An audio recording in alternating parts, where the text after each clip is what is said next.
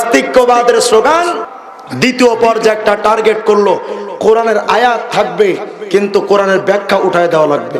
এজন্য তারা সিস্টেম জারি করলো যে কোরআনের আয়াত থাকবে কিন্তু নতুন যুগের তাফসির আসবে, নতুন যুগের তাফসির হবে। এই স্লোগান মুসলমানদের সন্তানদের মুখ থেকে, আমির হামজাদের মতো বক্তাদের মুখ থেকে যদি বের করা যায় তাহলে কোরআন শরীফকে ধ্বংস করা সম্ভব।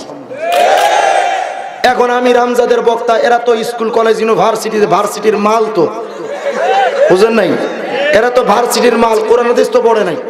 এখন ইহুদি খ্রিস্টানরা যেই কথা ডাক্তার মতিউর রহমানের মাধ্যমে শিখাইছে, বক্তা এখন এই কথাই বলে। তিনি গত কয়েকদিন আগে চরমনার পীর সাহেবের নিয়ে অনেক কথা বলেছেন। তিনি আবার দাবি করেছেন কোরআন শরীফের নাসেখ মানসুখের কায়দা নাই। আবার তিনি বলেছেন কোরআন শরীফের মধ্যে কোনো আয়াত এমন নাই যে কবিরা গুনাহ করনেওয়ালারা জাহান্নাম থেকে বের হতে পারবে, এমন কোন আয়াত কোরআন শরীফে নাই। তোমার মতো টাটকা গন্ড মূর্খ বাংলাদেশেও নাই। তুই বেটা ভার্সিটির মাল, তুই স্কুল কলেজে তুই চর্চা করবি, তুই কোরআন হাদিসের আলোচনা করস কে? আমার কথা হবে মুহাম্মদ আরবির কথা। আমার কথা যদি তোমার পছন্দ না হয় অগ্রিম আপনাকে সালাম, আপনি আসতে পারেন, আপনার মতো শ্রোতা আমার দরকার নাই। তবে মনে রাখবেন, আমার আলোচনার মাঝখানে যদি কেউ ভুল ধইরা ঝামেলা করার চেষ্টা করেন, হয়তো এই এলাকায় আমার আপন বলে রক্তের সম্পর্ক কেউ নয়, কেউ নাই, কিন্তু প্রত্যেকটা মুসলমান আমার মুসলিম ভাই। আপনি যদি মাহফিলের মধ্যে ঝামেলা পাকানোর চেষ্টা করেন, আপনি যেমন ঝামেলা করতে পারেন, আমিও কিন্তু দাঁত ভাঙ্গা জবাব দিতে জানি। এমন শিক্ষা পাবেন যে হুজুরদের সামনে কথা বলার সাহস জীবনে পাবেন না। এজন্য অগ্রিম আপনাকে সতর্ক করে রাখলাম, অযথা নিজে অপমান হওয়ার কোনো চেষ্টা করবেন না। ফারুক আয়াম টিভি, ফারুক আয়াম টিভি, হক্কানি ওলামাদের আগামীর পথ চলা। মুআজ্জাজ হাজিরিন, ধর্মপ্রাণ মুসলমান ভাইরা, পর্দার অন্তরালে অবস্থানরত আমার দিনদার মা ও বোনেরা, মহান আল্লাহ তাআলার আলিশান দরবারে লাখ কোটি শুকর গুজার হচ্ছি যে মহান মালিকের দরবারে অন্তরের অন্তঃস্থল থেকে, অন্তগহীন থেকে, হৃদয়ের স্পন্দন থেকে প্রাণ খোলে মুহাব্বতের সাথে গলা ছেড়ে আওয়াজ করে সকলে পড়ি আলহামদুলিল্লাহ। আমাদেরকে এখানে আসার তৌফিক দিয়েছেন কে? আমাদেরকে জীবন্ত রাখেন কে?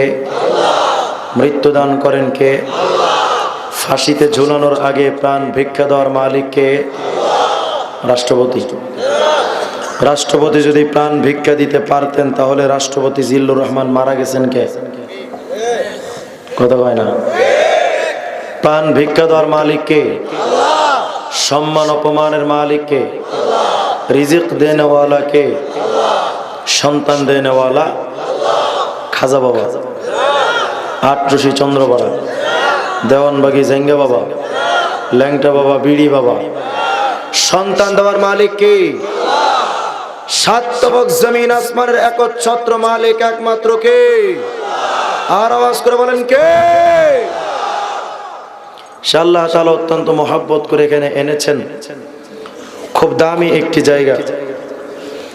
শুরুতে আমি আমার ওজোর খাইটা করে নিচ্ছি। আজকে আসরের পর থেকে মাথার ভিতরে টাল খাচ্ছে, টাল কখন জানি পড়ে যাই বলতে পারি না। দ্বিতীয় নাম্বার, গলার অবস্থা খুব খারাপ, মানে এত খারাপ এটা বলতে পারবো না। প্রতিদিন দুইটা তিনটা, আগামীকাল তিনটা মাহফিল, এর পরের দিনও দুইটা, আজকেও দুইটা একটা করে আসছে। আলহামদুলিল্লাহ। আমরা মাহফিল পাওয়ার ধান্দায় জনগণের মতো ফতুয়া দেই না। পাবলিককে খুশি করার জন্য, মহিলাদের মুখ খোলার জন্য আমরা ফতুয়া দিয়া পাবলিক খুশি করি না। আমরা আল্লাহর জন্য কথা বলি। মাহফিলের ব্যবস্থা করে দিবেন কে? আরো জোরে বলেন কে? আমি বেশি আওয়াজ দিয়ে কথা বলতে পারবো না, তবে আপনাদের কণ্ঠে আওয়াজ থাকতে হবে। পারবেন তো? আমি অত্যন্ত খুশি হয়েছি, বেলায়েত ভাই আমার আগে যে বক্তব্য দিয়েছেন, তিনি একটা কথা বলছেন, আপনারা খেয়াল করছেন কিনা জানি না। তিনি বলেছেন যে বিভিন্ন মাহফিলে কিছু বিভ্রান্তিকর কথা ছড়িয়ে দেওয়া হচ্ছে। কত সত্য না মিথ্যা? এদের ব্যাপারে উনি আমাকে সতর্ক করার জন্য আমাদের সতর্ক থাকতে বলেছেন। খুব ধন্যবাদ জানাই, আন্তরিক মোবারকবাদ। আসলে নেতাদের জবান থেকে এমন কথা হওয়া উচিত। ওনারা যেমন সমাজকে ঠিক করবেন দুর্নীতিবাজদের থেকে, ইসলামকেও তেমন হেফাজত করার চেষ্টা করবেন বক্তারূপী জানোয়ারদের থেকে। কিন্তু সৌরভ ভাই আছেন, সৌরভ ভাই কোথায়? উনি ওনাকে একটু উপরে নিয়ে আসেন না, উপরে আসেন, উপরে আসেন। পাটোয়ারি ভাই একটা কথা বলছেন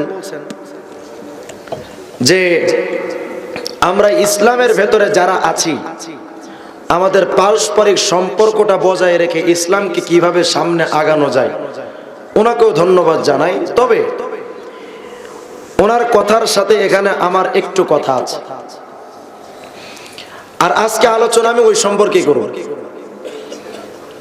কসম আল্লাহর, সৌরভ পাটোয়ারি ভাইয়ের বিরুদ্ধে আলোচনা নয়।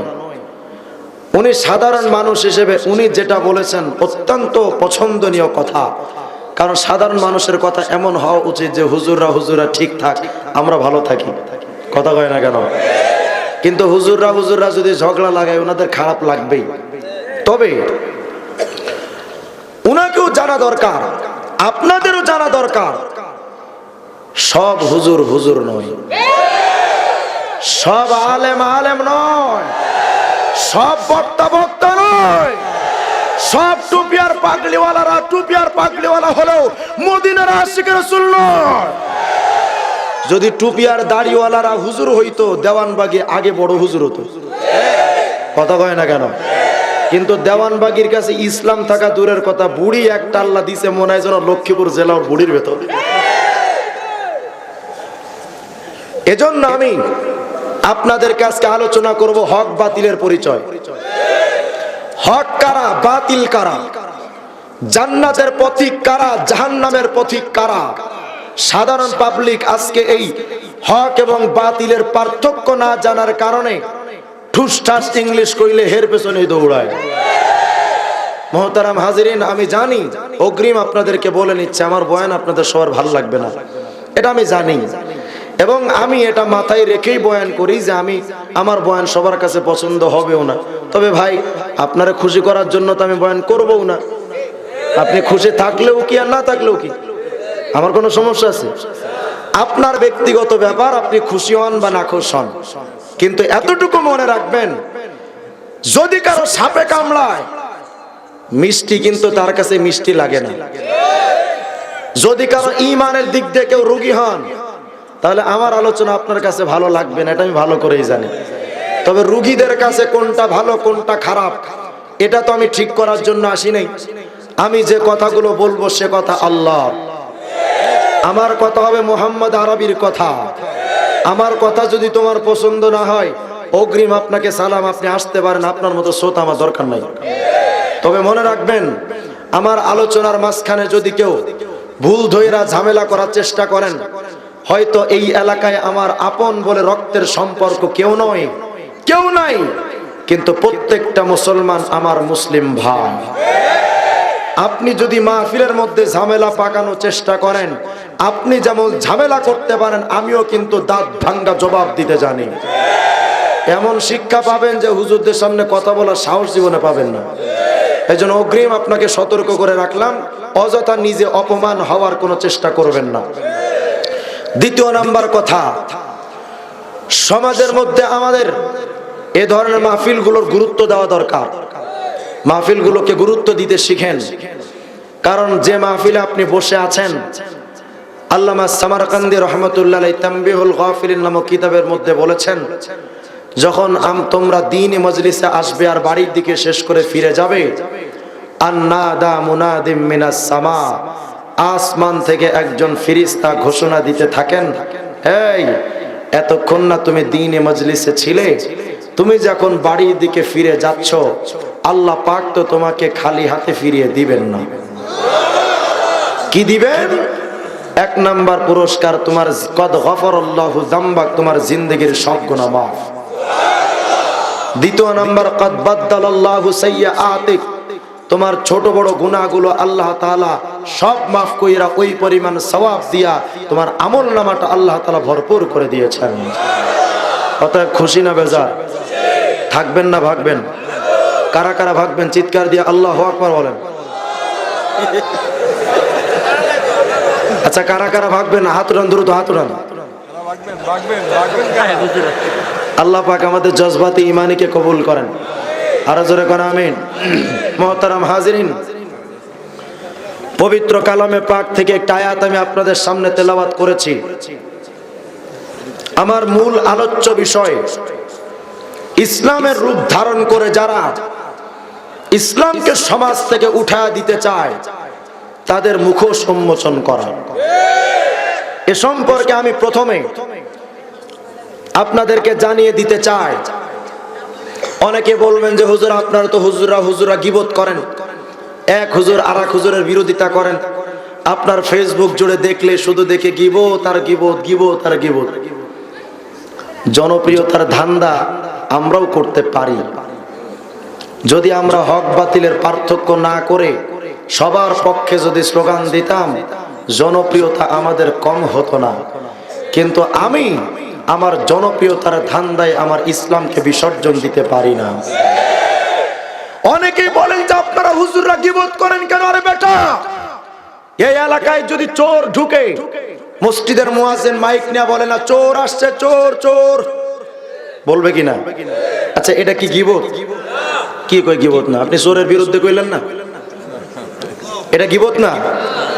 যদি সম্পদ চোরদের ব্যাপারে মানুষকে সতর্ক করলে ওইটাকে গীবত না বলা যায়, ইসলামের চোর যারা, ইসলামের ভেতরে যারা ইসলামের আকীদা তাহজিব তামাদ্দুনকে যারা চুরি করতে চায়, ইসলামের ভেতরে চোরদের ব্যাপারে বলা এটাও গীবত না।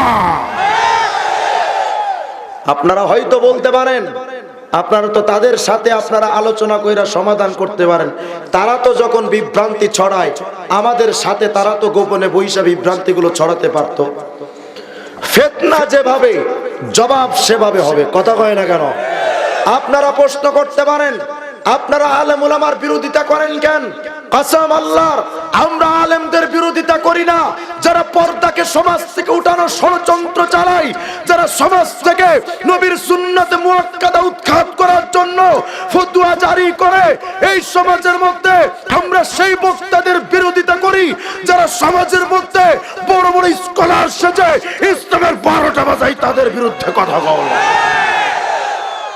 মুহতারাম হাজিরিন, আপনারা আমাকে পছন্দ করেন না করেন, হযরত আবু বকর সিদ্দিক যখন ইসলাম রাসূল যখন দুনিয়া থেকে চলে গেলেন, মুনকিরিনে যাকাত আসলো, মুনকিরিনে যাকাত এসে যাকাতকে যখন অস্বীকার করে দিল, হযরত আবু বকর সিদ্দিক বলেন আইয়ুন কাসুদ্দিন ওয়া আনা হাই, আমি আবু বকর সিদ্দিক জীবন্ত থাকব আর আমার সামনে ইসলামকে কটূক্তি করা হবে, ইসলামকে অবিশ্বাস্য করা হবে, ইসলামের বিধিবিধানকে রহিত করে দেওয়া হবে, ইসলামের বিধিবিধান নিয়ে হোলি খেলা হবে। যেই আবু বকর সিদ্দিক নরম মেজাজের মানুষ, সারাদিন উনারে পিটাইলেও কিছু কইবেন না, এমন নীরবের মানুষ ছিলেন।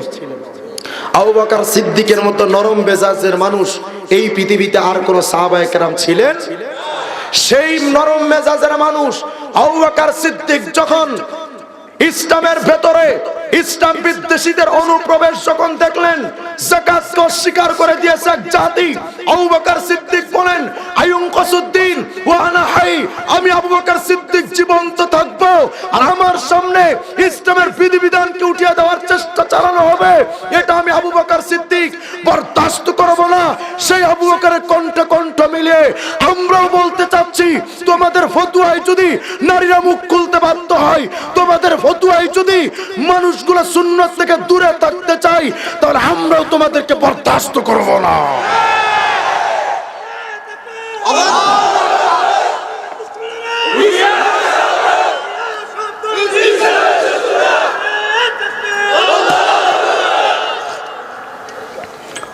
ইসলামের যে বিষয়গুলো চূড়ান্ত হয়ে গেছে, ওই বিষয়গুলো নিয়ে তুমি ব্যক্তিগত রায় প্রদান করবা।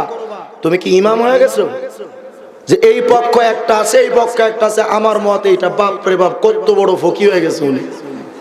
চিন্তা করা দরকার। আদার ব্যাপারে জাহাজের খবর হলো। হযরত আলী রাদিয়াল্লাহু তাআলা আনহু নবীজি বললেন, ইয়া আলী, তোমার জন্য মেয়েদের প্রথম নজর যদি তার প্রতি পড়ে যায়, প্রথম নজর যদি কোনো মেয়ের উপরে পড়ে যায়, সেটা তোমার জন্য ক্ষমা। ওয়ালাইসাত লাকাল আখিরা, দ্বিতীয়বার তুমি নারীর দিকে তাকাতে পারবে না। মেয়েদের মুখ খোলার ব্যাপারে ফতোয়া জারি করে দিয়েছেন। কি ফতোয়া? মেয়েদের মুখ খোলা যায়। দলিল কি? হযরত আসমা বিনতে আবি বকর, একটু ভালো করে খেয়াল করেন, এরা ষড়যন্ত্র কেন করে আমি সেদিকে যাচ্ছি, আগে স্পষ্ট ব্যাপারগুলো শুনে রাখেন। বক্তা সাহেবের কাছে প্রমাণ চাওয়া হলো নারীরা মুখ খুলতে পারবে, দলিল কি? তিনি দলিল দিলেন আসমা বিনতে আবি বকর, যিনি আয়েশা সিদ্দিকার ছোট বোন, আবু বকর সিদ্দিকের মেয়ে, নবীজির শালিকা আসমা বিনতে আবি বকর, তিনি নবীজির কাছে আসলেন মুখ হাত খোলা নিয়ে। আল্লাহ রাসূল ফাআরাজান নবী তার থেকে চেহারাটাকে ঘুরিয়ে নিলেন। আয়েশা সিদ্দিকার সামনে আসমা বিনতে আবি বকরকে নবীজি বললেন, আসমা, এখন থেকে তুমি আর এভাবে আসবে না। ইদা বালাগাতিল মাহিজা, যখন কোনো নারী, কোনো মেয়ে প্রাপ্তবয়স্ক হয়ে যায়, তখন তার এই ইলা হাদা ওয়া ইলা হাদা, অর্থাৎ মুখ আর হাত, এই দুইটা খোলা ব্যতীত আর সব অঙ্গ ঢাকে দুইটা খোলা জায়েজ। আসমা বিনতে আবি বকরের হাদিস। তাহলে আসমা বিনতে আবি বকর যখন এই হাদিসটা যখন আয়েশা সিদ্দিকা বর্ণনা করলেন, নবীজি যখন বললেন, তখন চেহারাটা খোলা জায়েজ, স্বাভাবিক ব্যাপার। আরে কথা কয় না কেন? কিন্তু বক্তা সাহেব এই জিনিসটা দেখলেন না যে হাদিসটার ব্যাপারে কি সমস্যা আছে নাকি পুরা সহি হাদিস। বক্তা সাহেবের এটা দেখার সুযোগ হলো না। এই হাদিসের ভেতরে যদি আপনি তালাশ করেন, এই হাদিসটাকে যদি আপনি জাস্টিফাই করেন, যদি সার্চ করেন, তাহলে দেখবেন এই হাদিসটা যিনি বয়ান করেছেন তার নাম আয়েশা সিদ্দিকা। আয়েশা সিদ্দিকা থেকে সরাসরি বয়ান করতেছেন যিনি, তার নাম খালেদ, অর্থাৎ খালেদ বলতেছেন আয়েশা সিদ্দিকা বয়ান করেছেন যে মুখ আর হাত খোলা, এটার ব্যাপারে নবী বলেছেন। কিন্তু বাস্তবতা হলো যেই খালেদ আয়েশা থেকে হাদিসটা বয়ান করেছেন, আয়েশা এবং খালেদ রহমতুল্লাহ আলাইহি উভয়ের মধ্যে জীবনে কোনোদিন সাক্ষাৎ হয়নি। আমার কথা বুঝেন না আপনারা? আয়েশা সিদ্দিকার সাথে খালেদ রহমতুল্লাহ আলাইহি জীবনে কোনোদিন দেখা সাক্ষাৎ হয় নাই। তো দেখা সাক্ষাৎ যদি না হয়, তিনি খালেদ আয়েশা রাদিয়াল্লাহু তাআলা আনহা থেকে হাদিসটা কিভাবে বয়ান করলেন? আমার কথা বুঝছেন আপনারা? উনার থেকে আমি একটা বিষয় বয়ান করব বা বর্ণনা করব, আপনাদের বলবো যে উনি এই কথাটা বলছেন, সরাসরি শুনতে হবে না আমার। কিন্তু আমি যদি ওনার দেখা সাক্ষাৎ না পাই, তাহলে নিশ্চয় একজন মধ্যস্থর মাধ্যমে তো আমাকে শুনতে হবে। তো মধ্যস্থটা কই? যদি আমার মাঝখানে সেই ব্যক্তি না থাকেন, আপনি যদি আমার কাছে প্রমাণ চান যে আপনি যে তার থেকে কথাটা শুনছেন, প্রমাণ কি, তখন তো আমার আবুল হওয়া ছাড়া কোনো উপায় আছে? খালেদ রহমতুল্লাহ জীবনে কোনোদিন আয়েশা সিদ্দিকাকে পান নাই, সরাসরি দেখা সাক্ষাৎ হয় নাই। আয়েশা সিদ্দিকার কাছ থেকে হাদিসটা উনি কেমনে বয়ান করলেন? তাহলে বোঝা গেল হাদিসটা মুরসাল, হাদিসটার মধ্যে ঝামেলা, সেটা সহি হাদিস নয়। কথা কয় না কেন? এই জন্য ইবনে বাজ রাহিমাহুল্লাহ তিনি বলেছেন, হাদা হাদিসুন যঈফুন জিদ্দা, অত্যন্ত দুর্বল হাদিস এটা। তাহলে বক্তা সাহেব যে হাদিসটা দিয়ে দলিল দিলেন, অত্যন্ত দুর্বল হাদিস।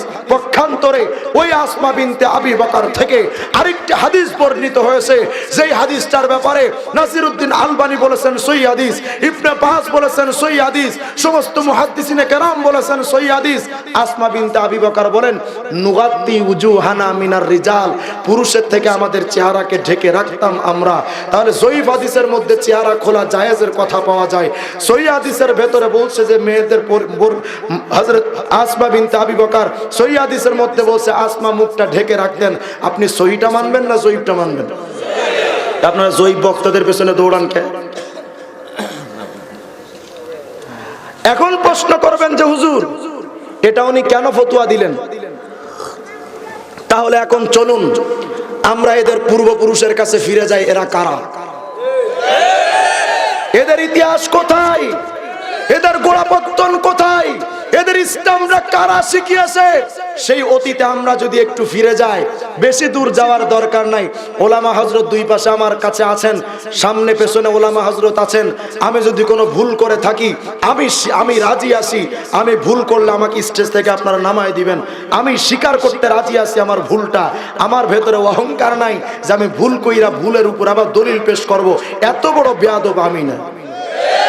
অতএব আমি যদি কোনো ভুল করে থাকি ওলামা হযরত আমাকে শুধরে দিবেন। এখান থেকে মাত্র 300 বছর আগে, 250 বছর আগে আমরা একটু পেছনে ফিরে যাই। এরা কারা, এদের ইতিহাস যদি আপনাদেরকে বলি তাহলে আমরা চলুন প্রথম কলিকাতা আলিয়া মাদ্রাসার ইতিহাস পড়ি। কলিকাতা আলিয়া মাদ্রাসার ইতিহাস যদি পড়েন তাহলে আপনি এই ইতিহাসটা খুঁজে পাবেন। বেশি দূরে যাওয়ার দরকার নাই। অ্যান্ড্রয়েড মোবাইল এমন কোন মানুষ নাই মনে হয় যার কাছে নাই। সবার কাছে কম বেশি টাচ মোবাইল আছে। আপনি টাচ মোবাইলের গুগলের মধ্যে ঢুকেন, গুগলের মধ্যে ঢুকে শুধু কলিকাতা আলিয়া মাদ্রাসা লিখে সার্চ দেন, দেখবেন কলিকাতা আলিয়া মাদ্রাসার গোষ্ঠী সুদ্ধা সব চলে আসবে। এর মধ্যে নির্ভরযোগ্য তথ্য উইকিপিডিয়ার মধ্যে দেওয়া আছে। উইকিপিডিয়ার মধ্যে ঢুকবেন, দেখবেন যে সেখানে লেখা আছে কলিকাতা আলিয়া মাদ্রাসা যিনি প্রতিষ্ঠা করেছিলেন তার নাম ওয়ারেন হেস্টিংস, একজন গভর্নর পাক্কা খ্রিস্টান। এই পাক্কা খ্রিস্টান কলিকাতা আলিয়া মাদ্রাসা তৈরি করলো। এই কলিকাতা আলিয়া মাদ্রাসার ইতিহাস যদি বলি, পরপর 27 জন প্রিন্সিপাল ছিল খ্রিস্টান। ওরা যে ইসলাম শিখাইছে সেই ইসলাম তো নবীর ইসলাম। কার ইসলাম? খ্রিস্টানের ইসলাম। সেই ইসলাম কাদের ইসলাম? এখন চলেন তারা কি শিখাইছে। মুসলমানদের ভেতর থেকে ইসলামকে ধূলিসাৎ করার জন্য মোটামুটি 4টা ধাপে আমার উপমহাদেশে কাজ চালায়। প্রথম ধাপ নাস্তিক্যবাদ, দ্বিতীয় ধাপ মডারেট ইসলাম এর প্রবক্তা, 3 নাম্বার ভণ্ডপীর, 4 নাম্বার হিজবুত তাওহীদ কাদিয়ানি এরা। এই মোটামুটি 4টা ধাপ দিয়ে আমার উপমহাদেশ থেকে ইসলামকে উঠিয়ে দেওয়ার জন্য গভীর থেকে গভীর ষড়যন্ত্র চলছে। যদি বলেন হুজুর এই ষড়যন্ত্র বুঝবো কেমনে, তাহলে চলেন আমরা প্রথম নাস্তিকদের স্লোগানগুলো শুনি। নাস্তিকদের 1 নাম্বার স্লোগান, মেয়েদের বোরকা লাগবে না। ভালো করে বুঝবেন, নাস্তিকদের প্রথম স্লোগান মেয়েদের বোরকার মধ্যে আবদ্ধ রাখা যাবে না। এজন্য তসলিমা নাসরিন দেশ থেকে দেশান্তরিত হয়েছে, কিন্তু কথা থেকে ফিরে আসে নাই। নাস্তিকদের দ্বিতীয় ধারা, নাস্তিকদের মধ্যে আরেকটা গ্রুপ আছে মুক্তমনা। ওরা কিন্তু সব নাস্তিক না। মুক্তমনা যারা, তারা ধর্মকে বিশ্বাস করে অনেকে, কিন্তু তাদের কথা হলো শুধু ইসলাম পালন করতে হবে এমন না, যে কোনো ধর্ম পালন করা যায়। এটা হলো আরেকটা ধারা। তাহলে নাস্তিকদের প্রথম কথা, সমাজে শরীয়ত প্রতিষ্ঠিত করা যাবে না, মেয়েদের বোরকা পরানো যাবে না, যে কোনো এক ধর্ম পালন করতে বাধ্য করা যাবে না। মোটামুটি এরপরে আগের যুগের ইসলাম এই যুগে চলবে না। এই 4-5টা স্লোগান দিয়ে নাস্তিক্যবাদ সমাজ থেকে ইসলামকে উঠায় দিতে চায়। কিন্তু সেই কথার সাথে আমার দেশের কিছু ইংলিশ মিডিয়াম বক্তারাও কথা কয়। যদি বলেন কেমনে, প্রথম ধারাটা বুঝেন। ইহুদি খ্রিস্টানের প্রথম ধারা সবার ঊর্ধ্বে মানবতা। এটা নাস্তিক্যবাদের প্রথম স্লোগান, সবার ঊর্ধ্বে মানবতা। অর্থাৎ তাদের কথা হলো ধর্ম পরে, আগে মানবতা। মানবতার উপরে ধর্ম না, ধর্মের উপরে মানবতা। মুসলমান বলেন ধর্ম আগে না মানবতা আগে? আবার বলেন। নাস্তিক্যবাদের স্লোগান ধর্ম পরে মানবতা আগে। এই একই কথার সাথে কথার স্লোগান দিয়েছে যারা, তাদের নাম হলো হিজবুত তাওহীদ বাইজিদ খান পন্নীর সদস্যরা। তারা একটা বই লিখেছে সবার ঊর্ধ্বে মানবতা, একটা বই তাদের নাম আছে। তাদের কথা হলো সবার ঊর্ধ্বে মানবতা। এই স্লোগান নাস্তিক্যবাদের স্লোগান। দ্বিতীয় নাম্বার নাস্তিক্যবাদের স্লোগান, তারা বলে শরীয়ত প্রতিষ্ঠিত করা যাবে না, ইসলাম প্রতিষ্ঠা করা যাবে না। ইসলাম আগের যুগের ধর্ম, ওটা এই যুগে চলে না। আমার বাংলাদেশের একজন কুখ্যাত কুলাঙ্গার এমপি রাশেদ খান মেনন আমার বাংলাদেশে দাঁড়িয়ে, আমার বাংলাদেশে বসবাস করে রাশেদ খান মেনন ফতোয়া জারি করে সৌদি আরবের সংস্কৃতি বাংলাদেশে চলতে দেওয়া যায় না। ও রাশেদ খান মেনন, সৌদি আরবের সংস্কৃতি যদি আমার বাংলাদেশে চলতে না দেওয়া যায়, তোমার রাজনীতি সমাজতান্ত্রিক রাজনীতি, রাশিয়ার রাজনীতি, তোমার রাজনীতি ভিন্ন দেশের রাজনীতি হওয়ার কারণে তোমার রাজনীতির মুখে জুতা পিটা করা দরকার।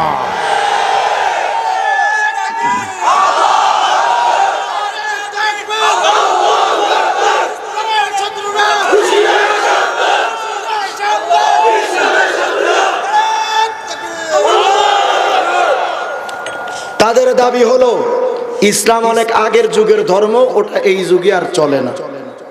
তোর গণতন্ত্রতে ইসলামের কয়েকশো বছর আগে গণতন্ত্রের পেছনে ছোটস্কা, তুই তো টাটকা মূর্খ। ইসলাম যদি পূর্বের যুগের ধর্ম হওয়ার কারণে ইসলাম যদি না চলে, গণতন্ত্রতে ইসলাম আসার কয়েকশো বছর আগে জন্ম নিছে, তুই গণতন্ত্রের পেছনে দৌড়াসকা, মানে কৃষ্ণ করলে কুরু কুরু, আমরা করলে মাকরু। নাস্তিক্যবাদের স্লোগান, আগের যুগের ধর্ম এই যুগে চলে না। আমার বাংলাদেশে ফাউন্ডেশন একটি সংগঠন আছে, এটার প্রতিষ্ঠাতা মতিউর রহমান ডাক্তার। ডাক্তারের কাজ তুই গ্যাস্ট্রিক রোগী দেখবি, তুই ইসলাম নিয়ে মাথা ঘামাস কেন? কথা কয় না কেন? কার পায়খানা পাতলা, কারটা কষা, এইগুলো তোর কাজ, তুই ইসলামের উপরে হাত দেস কে? তিনি আইসা একটা কথা বললেন, আগের যুগের তফসির চলবে না, নতুন যুগের তফসির আবিষ্কার করা লাগবে। এটা কেন বলেছে জানেন? নাস্তিক বেঈমান ইহুদি খ্রিস্টানরা দেখলো সরাসরি কোরআনের আয়াত অস্বীকার করা যাবে না, কোরআনের আয়াত সমাজ থেকে উঠানো যাবে না, কারণ বাংলাদেশের কোরআনের সব কপি যদি জ্বালায় দেই, পাকিস্তানের কোরআন আছে, সৌদি আরবের কোরআন আছে, বিশ্বের বুকে হাজার কোটি কোটি কোরআন শরীফ আছে, সব তো জ্বালায় দেওয়া সম্ভব না। যদিও জ্বালায় দেওয়া হয়, সব হাফেজ তো হত্যা করা সম্ভব না। অতএব কোরআনের আয়াত সমাজ থেকে উঠানো যাবে না। এজন্য তারা দ্বিতীয় পর্যায়ে একটা টার্গেট করলো, কোরআনের আয়াত থাকবে কিন্তু কোরআনের ব্যাখ্যা উঠায় দেওয়া লাগবে। এজন্য তারা সিস্টেম জারি করলো যে কোরআনের আয়াত থাকবে কিন্তু নতুন যুগের তাফসির আসবে, নতুন যুগের তাফসির হবে। এই স্লোগান মুসলমানদের সন্তানদের মুখ থেকে, আমির হামজাদের মতো বক্তাদের মুখ থেকে যদি বের করা যায়, তাহলে কোরআন শরীফকে ধ্বংস করা সম্ভব। এখন আমির হামজাদের বক্তা, এরা তো স্কুল কলেজ ইউনিভার্সিটিতে ভার্সিটির মাল, তো বুঝেন নাই? এরা তো ভার্সিটির মাল, কোরআন হাদিস তো পড়ে নাই। এখন ইহুদি খ্রিস্টানরা যেই কথা ডাক্তার মতিউর রহমানের মাধ্যমে শিখাইছে, বক্তা এখন এই কথাই বলে। তিনি গত কয়েকদিন আগে চরমনার পীর সাহেবরে নিয়ে অনেক কথা বলেছেন। তিনি আবার দাবি করেছেন কোরআন শরীফের নাসেখ মানসুখের কায়দা নাই। আবার তিনি বলেছেন কোরআন শরীফের মধ্যে কোনো আয়াত এমন নাই যে কবিরা গুনাহ করনেওয়ালারা জাহান্নাম থেকে বের হতে পারবে, এমন কোন আয়াত কোরআন শরীফে নাই। তোমার মতো টাটকা গন্ড মূর্খ বাংলাদেশেও নাই। তুই বেটা ভার্সিটির মাল, তুই স্কুল কলেজে তুই চর্চা করবি, তুই কোরআন হাদিসের আলোচনা করস কে? আমরা ওপেন চ্যালেঞ্জ জানাচ্ছি, যদি তোমাদের ক্ষমতা থাকে, তোমাদের কিউআরএফ, কুরআন রিসার্চ ফাউন্ডেশন, তোমাদের মওদুদিবাদ, এগুলো সত্য প্রমাণ যদি করার মতো হিম্মত থাকে, একবার শুধু আমাদের চ্যালেঞ্জকে গ্রহণ করে দেখো। কোথায় আসবেন, আমাদের কোথায় যেতে বলবেন সেখানে যাবো আমরা। তারা আজকে সমাজের মধ্যে এই বিশৃঙ্খলাগুলো চালালো। তারা দাবি করতেছে আগের যুগের তাফসির এখন চলে না, নতুন যুগের তাফসির আনা লাগবে।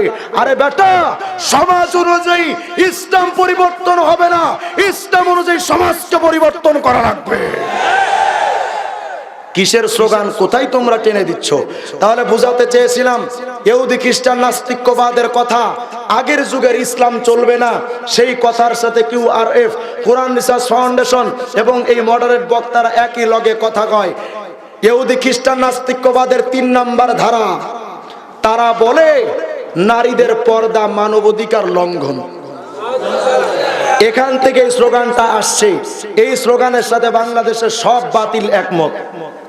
যদি বলেন হুজুর কারা কারা, বন্ড পীররা কয় মনের পর্দা, বড় পর্দা, সামনের পর্দা উঠার। এই স্লোগান নাস্তিকদের বোরকা বিরোধী কথা। পার্থক্য আছে কোনো? আর কথা হয় না কেন? আমি আপনাদের ষড়যন্ত্রের জায়গাগুলো, বাস্তবতাগুলো দেখাচ্ছি চোখে আঙ্গুল দিয়া, খুব মনোযোগ সহকারে বুঝবেন। তাহলে নাস্তিক্যবাদের কথা নারীদের বোরকার মধ্যে রাখা যাবে না, এই কথার সাথে মনের পর্দা, বড় পর্দা, সামনের পর্দা উঠারে, এই কথা বলে যেই সমস্ত পীররা স্লোগান দেয়, এরাও মূলত নাস্তিক্যবাদের প্রেতাত্মা। এবং এদের কথার সাথে হিজবুত তাওহীদ আজকে স্লোগান দিয়েছে বোরকা এটা শয়তানের আবিষ্কার। হিজবুত তাওহীদ ওই নাস্তিক্যবাদের প্রেতাত্মা।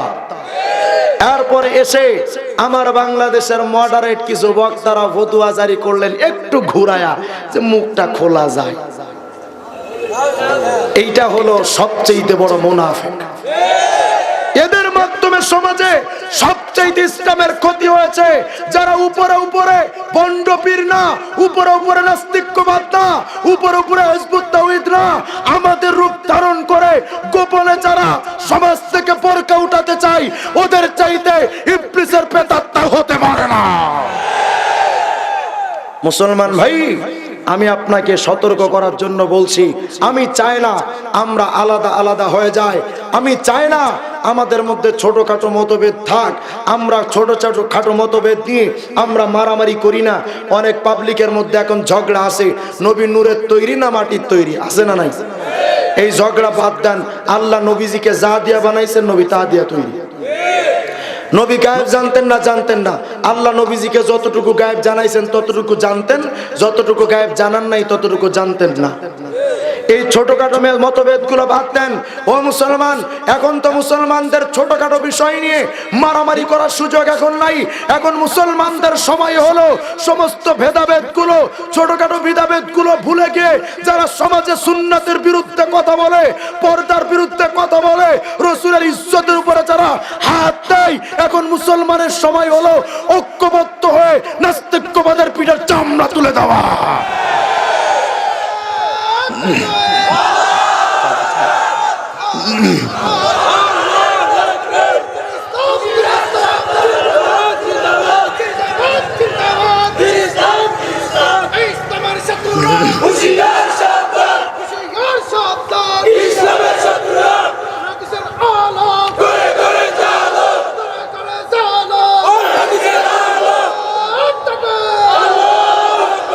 এখন আপনারা প্রশ্ন করতে পারেন, হুজুর আপনি তো সব হুজুরদের বিরোধিতা করলেন, থাকলো কারা? তাহলে এখন শুনেন, কোন হুজুরকে মানবেন, কোন হুজুরকে মানবেন না, কোন পীরের কাছে মুরিদ হবেন, কোন পীরের কাছে মুরিদ হবেন না, এই সিদ্ধান্ত আমি রিজওয়ান রফিকি যদি দেই, আমি কওমের সন্তান, আলিয়ার ভাই হয়তো আমার কথা মানবা না, আমি আহলে সুন্নাত ওয়াল জামাতের হয়তো সুন্নি বা ওয়াহাবির আমার কথা মানবা না, আমি মাযহাবি লা মাযহাবি ভাই হয়তো তুমি আমার কথা মানবা না, কিন্তু কোন হুজুরকে মানবেন, কার কাছে গেলে আল্লাহর মহব্বত পাবেন, এই কথা যদি সরাসরি আল্লাহ পাক জানান তাহলে তো অস্বীকার করবেন না। তাহলে আল্লাহর কাছে জিগান, আল্লাহ আমরা চন্দ্রপাড়ার, আমরা আট্রসির, আমরা দেওয়ানবাগের, আমরা চরমনার, আমরা তবলিগের, আমরা কওমির, আমরা আলিয়ার, আল্লাহ আমরা সবাই তো তোমারে পাইতে চাই। মান্দারি বাজারের সমস্ত যুবক, সমস্ত মুসলমান একবার বলেন, আমাদের স্বপ্ন কাকে পাওয়া? আরো জোরে কোন কাকে? তাহলে আল্লাহকে পাওয়া যেহেতু আমাদের সবার টার্গেট, তাহলে আল্লাহর কাছে চলেন জিজ্ঞেস করি, আল্লাহ তোমাকে পাইতে চাই, আমরা যেই যেই দলের লোক হই না কেন, কিন্তু আল্লাহ আমরা যেখানেই যাই তোমার মহব্বত পাইতে চাই। তোমার মহব্বত কোথায়? আট্রসিতে, চরমনাই, নানুপুরে, তবলিগে, কোথায় তোমার মহব্বত পাবো? আল্লাহ তুমি বলে দাও। আল্লাহ পাক বলে, তোর চরমনা চিনি না, নানুপুর চিনি না, উজানি চিনি না, দেওয়ানবাগ চিনি না, আট্রসি চিনি না, এগুলো দেখার দরকার আমি আল্লাহর নাই। আমি আল্লাহ পাকের দেখার দরকার হলো, আমি আল্লাহর মহব্বত যদি পেতে চাও, কুল ইন কুনতুম তুহিব্বুনাল্লাহ ফাত্তাবিউনি, আমার মদিনাওয়ালার যদি মানো সুন্নাত, আমি আল্লাহর পাবা তোমরা মহব্বত। ফারুক আয়াম টিভি। ফারুক আয়াম টিভি, হক্কানি ওলামাদের আগামীর পথ চলা।